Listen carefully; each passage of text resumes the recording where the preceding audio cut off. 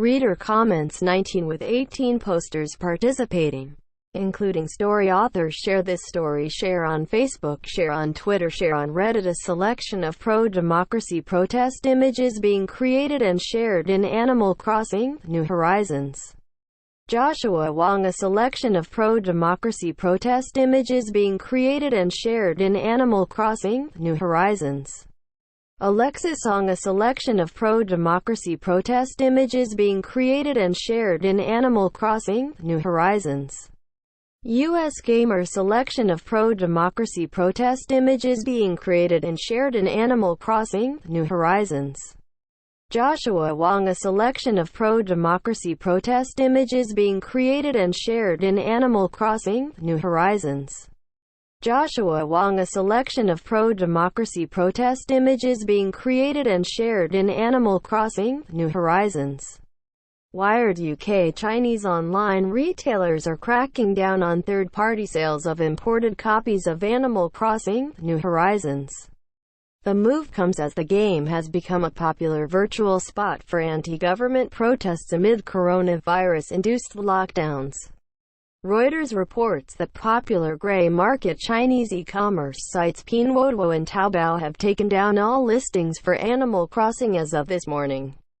Chinese tech site Pinwest reports that the two retailers sent messages to their resellers late Thursday notifying them of the ban. The Chinese government hasn't issued a statement regarding the game, though a directive from government officials seems the most likely reason for the sudden move. A licensed Chinese version of the Switch launched late last year through local partner Tencent after the lifting of an outright game console ban in 2015.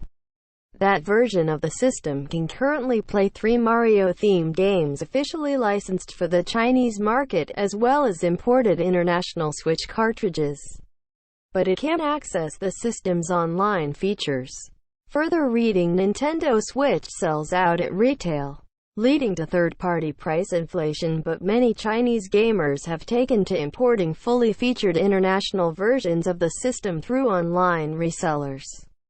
Import prices for those consoles, and for accessories like Ring Fit Adventure, have skyrocketed on Chinese retail sites in recent weeks, mirroring supply shortages in other markets.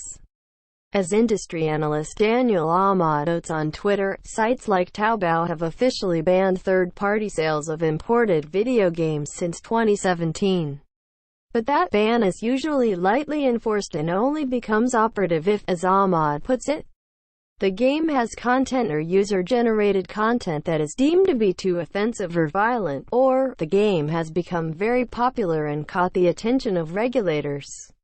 No censorship on this island. Both of those issues seem to apply to Animal Crossing. In recent weeks, the game has become a popular virtual location for pro-democracy protesters who have seen coronavirus restrictions limit their ability to host crowded street protests. Offline players can create elaborate signs, clothing, and other imagery that can, and is easily shared on social media, as you can see in the above gallery.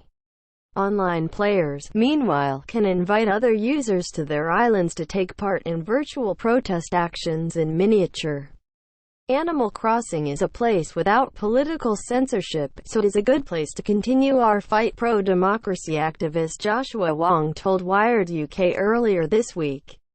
Even lawmakers in Hong Kong are playing this game, he added. While these online retail restrictions seem to be stricter than normally applied for the Chinese market, they fall well short of a full-fledged ban of the game. Imported systems can still download the title from Nintendo's eShop by easily setting up an international account, and some brick-and-mortar retailers may also sell the imported cartridge. Some online resellers also seem to be avoiding the restrictions with listings that don't mention the game by name in order to arrange a sale through private messaging. China has not yet taken the more extreme step of blocking direct access to Nintendo's online servers from the country. That would block downloads of Animal Crossing and other Switch games as well as online play for imported systems, though players could potentially get around that with a VPN.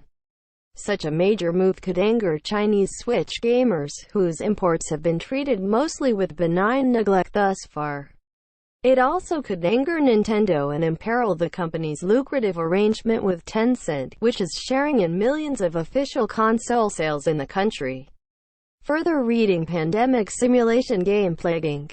Pulled from iOS App Store in China. China's Ministry of Culture has long put forward restrictions on games that pose serious threat to the moral standards of society, as it put things when banning mafia-related games in 2009. More recently, Pandemic Simulation Game Plague Inc. was removed from the Chinese iOS App Store because it includes content that is illegal in China as determined by the Cyberspace Administration of China. Listing image by Joshua Wong.